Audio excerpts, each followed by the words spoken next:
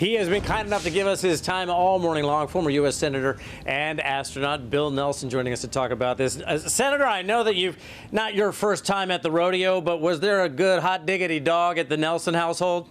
We're looking live right now at the fan zone. The fans are starting to make their way in, and if you listen closely, you can start to hear Darius Rucker's band. He'll be performing a little bit later on. He's over there in the infield where someone's going to do a bunch of donuts later on today, whoever wins the Daytona 500. David's kind of dressed like he's going on a safari today, didn't he? He does. He looked like an African explorer kind of guy.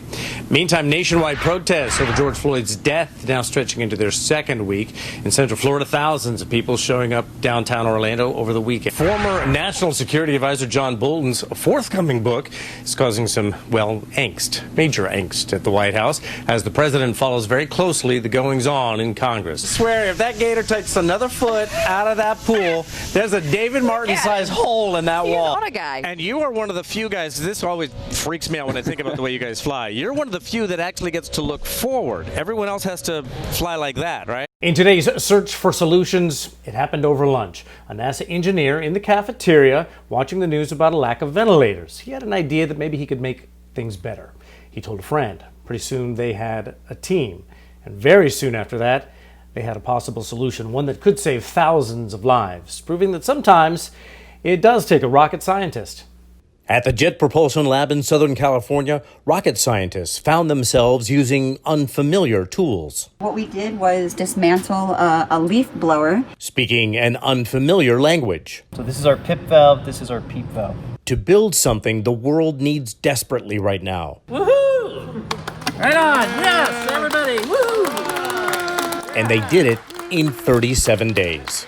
Did you come together and go, what are we doing? We build rockets. How are we going to build a ventilator? Indeed, all of us were out of our comfort zone, but not out of our motto at NASA JPL, which was daring mighty things. And you dial these to get the actual pressures. But before they could dare those mighty things, these scores of scientists and engineers, some working in the lab and some working remotely from home, would have to go back to school. A whole slew of engineers and rocket scientists sitting in a room, and here we were listening to surgeons and doctors explaining to us how a ventilator works.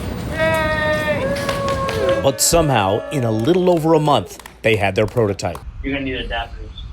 And testing could begin on a ventilator designed to handle coronavirus patients, freeing up current ventilators that could be used elsewhere. We fit into this subset of patients who showed symptoms and needed respiratory support before things got critical. And the whole thing is built with the idea that it be easy to replicate so that thousands can be turned out quickly. It really is a simple, minimal device. It uses the least number of components than probably any other ventilator that we have currently seen. It's about 1/7 of the parts, and it is made out of parts that are ready to manufacture. We're using parts and motors that even can come out of a leaf blower or out of a vacuum. So they're simple, minimal, easy to use, and readily found all over the world. Given the severity of the situation, we're looking for this becoming and filling the need of an emergency use ventilator.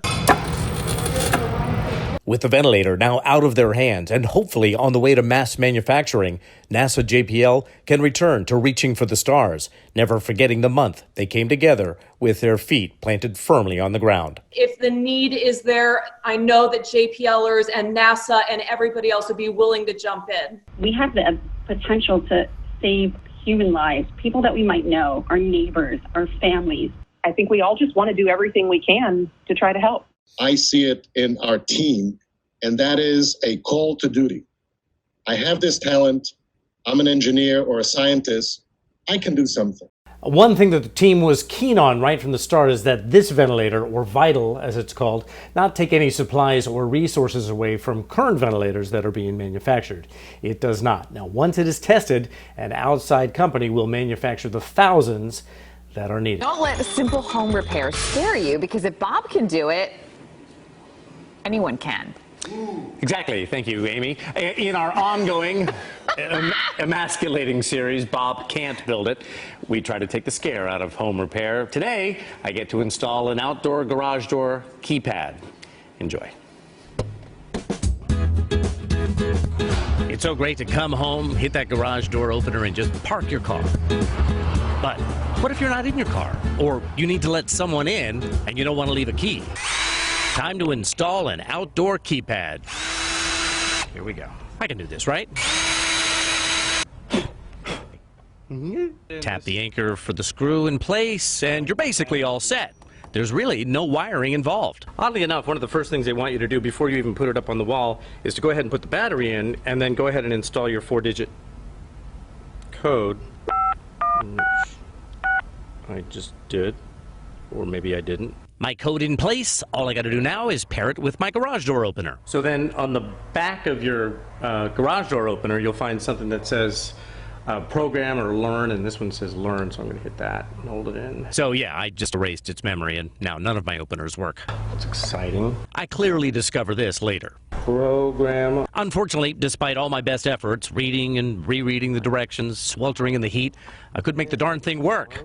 Hello, tech support. Yeah, hi. My Ryobi manual keypad doesn't seem to be working with my LiftMaster garage door opener, and I was wondering, what's that?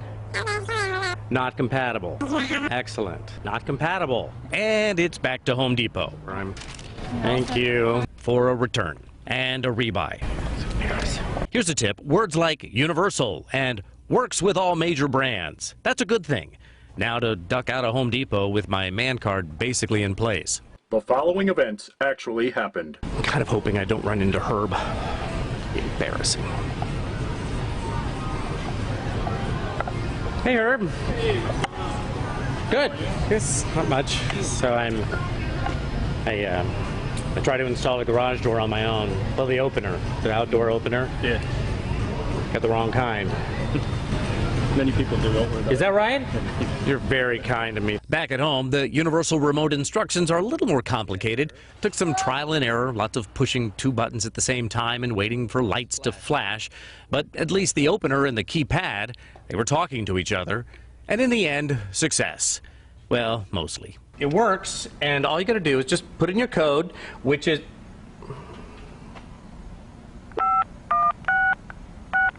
right? And then you hit the 0 button.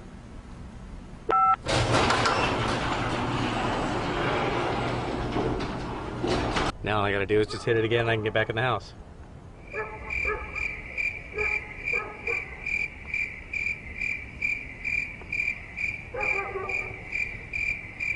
All right.